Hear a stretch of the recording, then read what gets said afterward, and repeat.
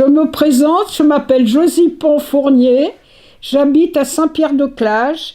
Presque toute ma vie, j'ai vécu au Prieuré, un bâtiment historique chargé d'histoire.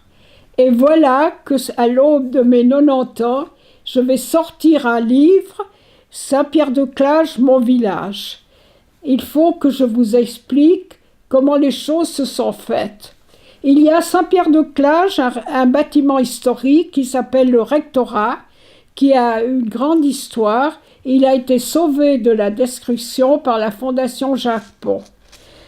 Et alors maintenant, c'est un petit centre culturel qui est géré par Geneviève et Denis. Un jour, j'apportais les archives de ce bâtiment pour les mettre là dans le rectorat. Et voilà que Geneviève et Denis sont très interloqués de voir la quantité d'archives que j'apportais et absolument interloqués.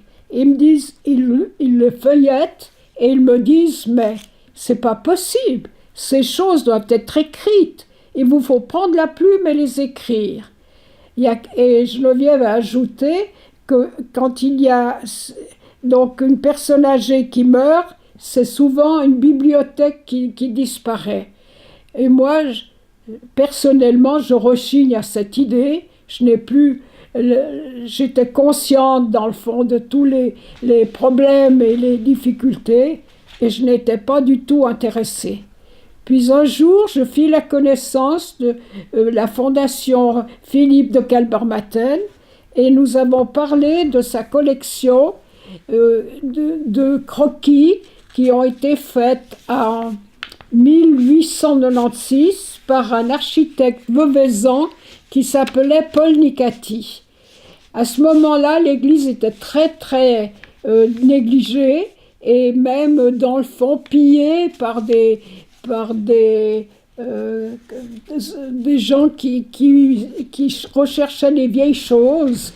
Et alors, une association bâloise s'est intéressée à cette église et a mandaté Paul Nicati pour faire ses croquis. Et ces croquets sont magnifiques.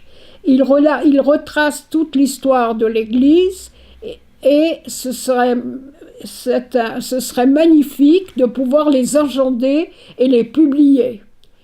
La Fondation Kalbermatten qui a sauvegardé cette collection, l'État du Valais n'en avait pas les moyens au XIXe siècle, alors se trouva d'accord de me donner le feu vert pour qu'on puisse utiliser tous ces merveilleux documents. C'est pourquoi nous avons à cet égard une très grande reconnaissance pour la Fondation Philippe de Kalbermatten. Ainsi, l'aventure a commencé.